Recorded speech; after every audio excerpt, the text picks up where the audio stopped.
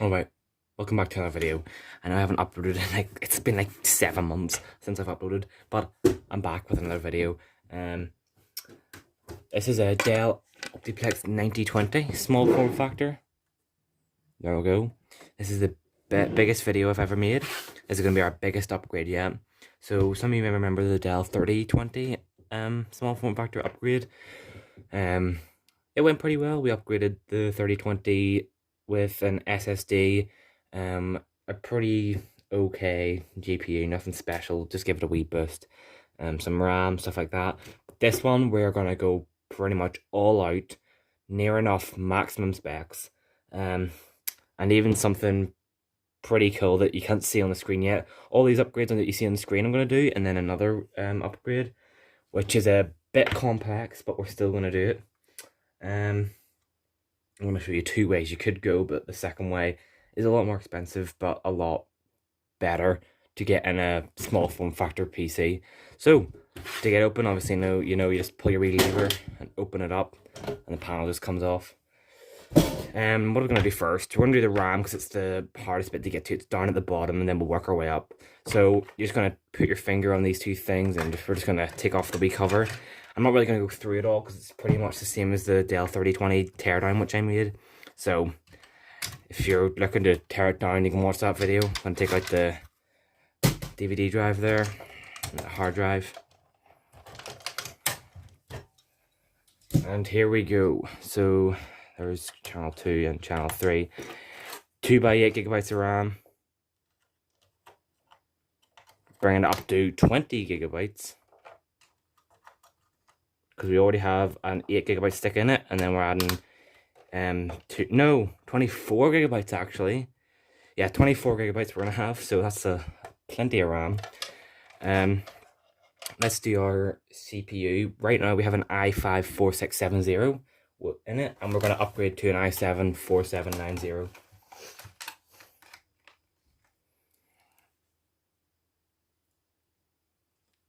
Yeah, so let's unscrew this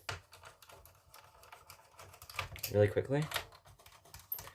And make sure you stay to the end for us to do the big finale. It's going to take up most of the video.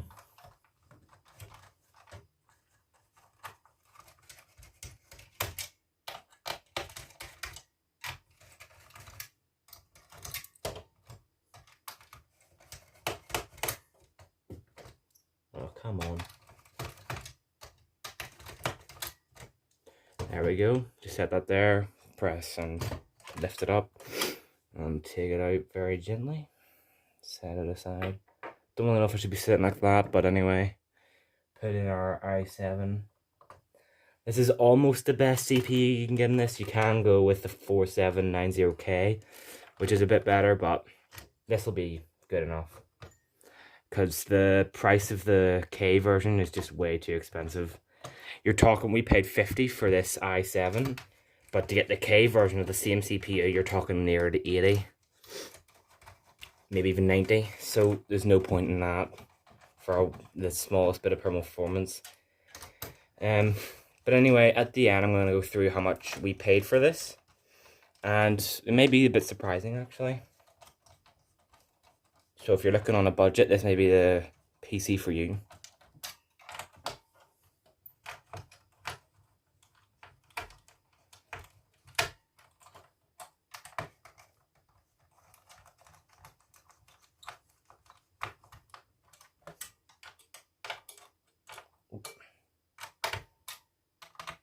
Perfect. Now let's get our hard drive back up. This is a 500 gigabyte. We're going to put in 1000 gigabyte or a terabyte. So just push them together and pull it out. And then what we're going to need to set this aside. We're going to need to take this out of the blue casing.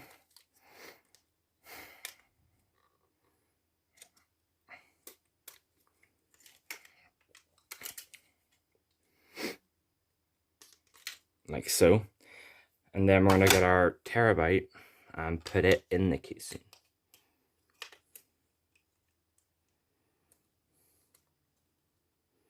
It's pretty self-explanatory, this. It's not too difficult. And then we're just going to slide it back in the cage and then put it in, and that's our terabyte installed. and then just plug it back in.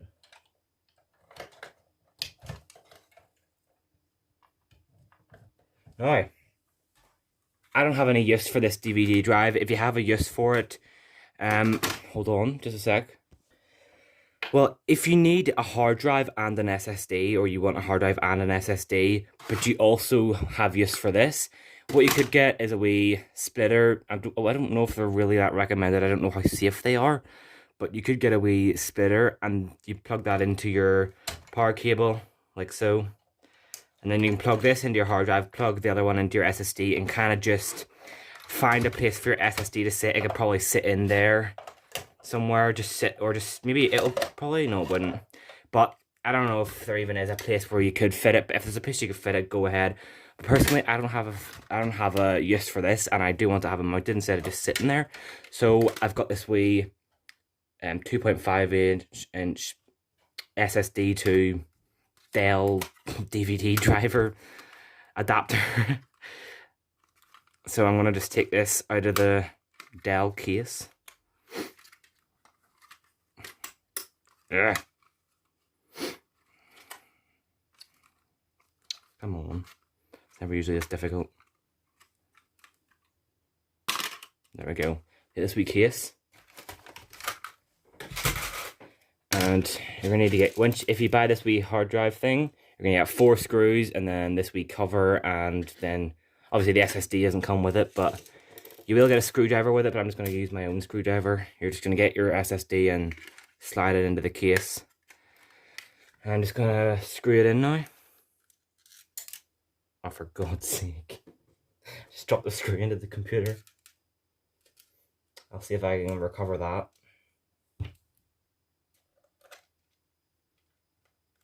I'll come back once I've screwed this in, because this can take a couple of minutes. Okay, so I have this screwed in. I did recover the screw. You just want to take your case. Well, actually, first of all, you're probably going to want to put this wee cover on. It will be right here. Sometimes the one from your DVD drive fits, but if not, it does come with one. It's a wee bit smaller, so there will be a wee bit of gap around it, but I don't mind that. But if your DVD, if this fits this Dell one, you could just take it off and pop it on, but mine doesn't. So I'm just going to put on the one that came with it. Oh, this way. It just clicks in there. It's very easy. Take your Dell cover and then just put it in there. Like so. Just set it on here. Slide it in. And just plug it in. Oh yeah, I forgot about this adapter. I'll take that off now. And then just like so. I'll put this wee CPU cover thing on now. Oh flip, that isn't even in right. Okay, so I've got it in right now. But let's just put this wee cover in. Come on. It does move out a wee bit now, but I don't know. It wasn't like that before. I've probably done something wrong. I'll fix that later on, but that can just go out of the way. So that's everything we've done there. Now what I'm gonna do now is I'm gonna add a GPU. Now you're probably wondering why this is so why I said it was very complex. It's because you can go one of two ways. You can just go simple and get a wee low profile card that will actually fit in a small form factor machine. Well, technically you can go one of 3 ways actually, but you can get a low profile one, but you're kind of limited, and sometimes they can be a lot more expensive. You could probably get a 1050 Ti. That'll do. I can't really think of anything better that you could get in this, but you just slot that in and that would do it. This is just an HD 7570. It's better than the integrated graphics, but not much better. Or what you could do is take a card like this, GTX 980. Now you're probably wondering, how the hell is that going to fit? Well, simple answer, it's not. But what you can do is power it externally. But you're going to need to spend like an extra 40 quid as well as this to be able to do that, which is, I mean, it's kind of worth it if you already have a small form factor. yeah, you can get the mini tower version, which I might not even be able to fit that still. But anyway, if you have a Dell Optiplex and you want to put in a GPU that's not low profile, this is how you're going to go about it. So I'm just going to move everything about because I'm going to need a lot of room here. Let me just take all this flip. That's not good for it. Cheap card anyway, but this is the card we care about, and that cost me like 110 quid. And then plus the parts I also ordered, probably 150 quid for this card. So what we're gonna need to do is just pop this wee thing out, and then mine already has this wee thing out. Just take one of them out. What you're gonna need, the other parts you're gonna need to get is a power supply. You can get one. I would recommend a Corsair one. You can get one of these. You're gonna need maybe, depending on your card, maybe 300 watts at least. But if you start going into the newer, more powerful cards, you're definitely going to need 500, 600, 700 watts. 550 will do this card, definitely. So just get a power supply. This cost me 30. And of course a power cable if you didn't come with one. You're going to need this wee GPU riser, which costs about a $5, maybe not even. Yeah. And then you're going to need to get one of these wee things. It's just a 24-pin jumper thing. You just put that on the 24-pin. I'll explain why in a minute. Then, of course, your GPU. So, yeah, this cost me about £3. So, these together, probably a tenner. The power supply, 30. That's 40. Plus the 110. That's the 150. So, yeah, 150 for all this. I'll show you how to get it done. So, let's just move our computer here because we have some stuff to do. Now, we're going to take our card and we're going to take our GPU riser cable. These are usually for those mining station things, but we're going to use it for a different cause here. You can get it very cheap off eBay or something. So just pop your card onto the PCI slot here and try not to touch it on the board. And then there's a wee white piece. You're just going to slide that over and that'll keep it in place. This wee white piece here. Now you'll get a USB 3 cable to like a wee X1 PCI slot. And then you'll get a wee 6-pin to SATA cable, which isn't the safest, but yeah. You could also just take this 6-pin out. And I'm pretty sure you could just put one of the 6 pins from your power supply, if you have a spare one, into it. I don't have a spare one because this takes 2 6 pins to power it, but if you did have a extra 6 pin, you could just take this out and put it in, and that'll be a bit safer. Now, power supply. Gonna plug this in, but keep it switched off at the back. Keep that switched off. What we're gonna need to do is take your 24-pin, and you're gonna need to get this 24-pin jumper. Now the reason we've got this is because when we're not using this to power a computer as well as this, but when you plug this 24-pin into your motherboard, and that lets the power supply know that it needs to give out power because it's actually plugged into a motherboard, and it won't give power out unless it is plugged into a motherboard, and this tricks it into thinking it is plugged into a motherboard when it's actually not. So I'm just going to put that on, and that's that part done. Set that out of the way. Then you're going to need to take whatever pins you need to power your GPU and just plug them in. Yeah, when you buy your power supply, make sure it has all the right cables. So you're going to need a SATA cable.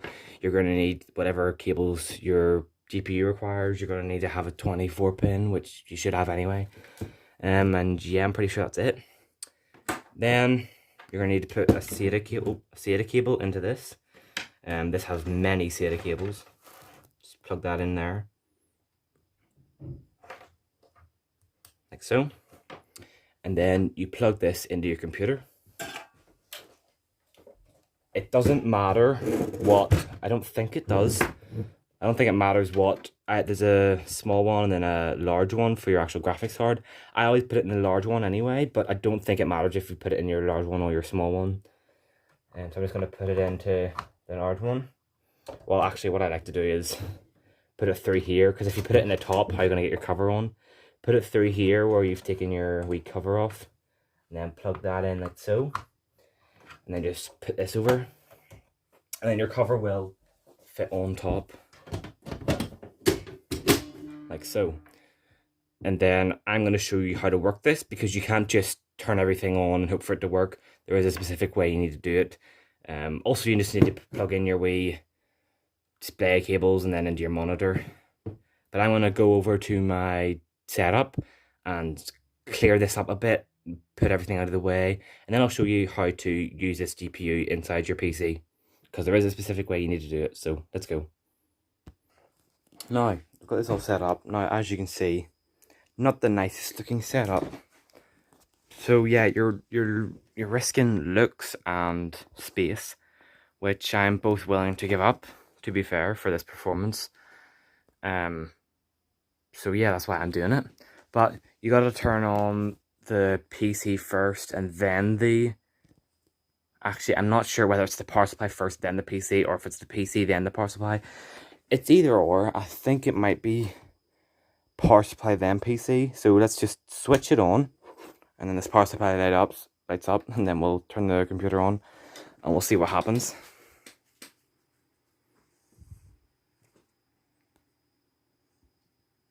I think I was right.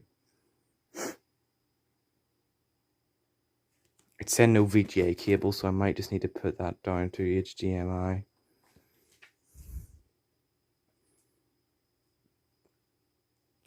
No HDMI signal. Okay, so yeah, what I did, I've been fiddling around with this for about 10 minutes. I took it out of the long PCI slot inside the computer and put it in the short one, and now it's working. So it might actually have to be in the short one. I don't know, but it didn't work when I had it in the long one, the X16 one. So yeah, now it's working, and this computer should be a beast. This is it. I love my computer. Look at this. Obviously then you need to install your drivers and stuff like that, and maybe overclock it a wee bit if you want to. But yeah, if we open this here, we can see we've got our i7 in. If we open this, we've got our... Not this, sorry. Or right click on our NVIDIA control panel.